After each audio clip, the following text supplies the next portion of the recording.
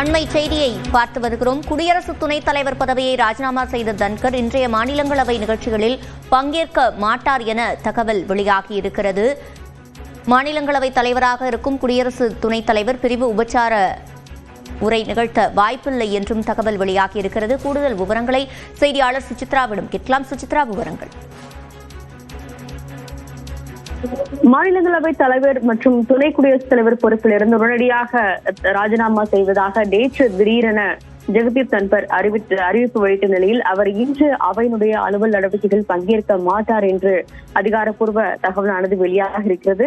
அது மட்டுமல்லாமல் அவையில் நிகழ்த்தும், அதாவது தலைவர் அவையிலிருந்து செல்லும் பொழுது நிகழ்த்தும் அந்த பிரிவு உபச்சார உரையையும் அவர் நிகழ்த்த மாட்டார் என்ற ஒரு தகவலும் வெளியாகியுள்ளது மிக முக்கியமாக பார்க்கப்படுகிறது. குறிப்பாக உடல்நல குறைபாடு காரணமாக தன்னுடைய இந்த பதவிகளை பொறுப்புகளை ராஜினாமா செய்வதாக அவர் அதிகாரப்பூர்வமாக நேற்று இரவு அதிகாரப்பூர்வ ஒரு அறிக்கை ஒன்றை அவர் வெளியிட்டு கடிதத்தையும் குடியரசுத் தலைவர் திரௌபதி முர்முவிற்கு அவர் சமர்ப்பித்திருந்தார். இந்த நிலையில் அவர் இன்றைய அலுவல்களில் பங்கேற்க மாட்டார் எனவும் அவருடைய ராஜினாமா என்பது சட்ட விதிகள் அரசு சாசன பிரிவு 63 கீழ் வித் இம்மீடியட் எஃபெக்ட் என்ற அடிப்படையில் பெறப்பட்டதன் காரணமாக உடனடியாக பொறுப்புகள் அனைத்திலிருந்தும் அவருக்கான அந்த ஒரு விடுவிப்பு என்பது வழங்கப்பட்டுள்ளது என்ற ஒரு தகவலும் தற்பொழுது கிடைக்கப்பட்டுள்ளது. திடீரென ஜெகதீப் தன்கருடைய இந்த ராஜினாமாவின் காரணமாக பல்வேறு ஆலோசனை கூட்டங்களையும் தற்பொழுது மத்திய அமைச்சர்கள் நடத்தி வருகிறார்கள். மூத்த அமைச்சர்களான ராஜ்நாத் சிங், JP நட்டா மற்றும் ஜெய்சங்கர், சிவராஜ் சிங் சௌஹான் ஆகியோரும்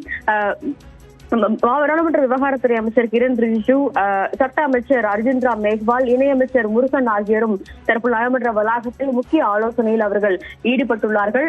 துணை குடியரசுடைய அந்த பொறுப்பிலிருந்து அவர் விடுபட்டதன் காரணமாக அடுத்த கட்டமாக அந்த பொறுப்பிற்கு இடைக்காலமாக தற்காலிகமான தலைவரை தற்பொழுது இருக்கக்கூடிய மாநிலங்களவையுடைய துணைத் தலைவரான ஹரிவன்ஷை நியமனம் செய்வது தொடர்பான நடைமுறைகள் தொடங்குவதற்கான ஒரு ஆலோசனையும் அவர்கள் முன்னெடுத்திருக்கிறார்கள். அது மட்டுமல்லாமல் அடுத்த கட்டமாக துணை குடியரசுத் தலைவருடைய பொறுப்பு என்பது அதற்கான தேர்தல் நடைபெற்றால் அதற்கான வழிமுறைகள் என்ன செய்யப்பட வேண்டும் என்பது தொடர்பான பல்வேறு ஆலோசனைகளையும் தற்பொழுது பாஜகவினுடைய மூத்த கேபினெட் அமைச்சர்கள் நாடாளுமன்றத்தில் அவர்கள் ஆலோசித்து வருவது மிக முக்கியமாக பார்க்கப்படுகிறது. இன்றைய அலுவலை பொறுத்தளவில் மாநிலங்களவையில் துணை தலைவராக இருக்கக்கூடிய ஹரிவன்ஷ் தலைமையில் தான் அந்த ஒரு அவை கூட்டம் என்பது இனிமேல் மழைக்கால கூட்டத்தொடரில் நடைபெறும் என்றும் அதற்கான அதிகாரப்பூர்வ அறிவிப்புகள் இன்று அவையினுடைய அலுவலர்கள் 11 மணிக்கு தொடங்கியவுடன் செய்யப்படும் என்ற ஒரு தகவலையும் அதிகாரிகள் தெரிவித்திருக்கிறார்கள்.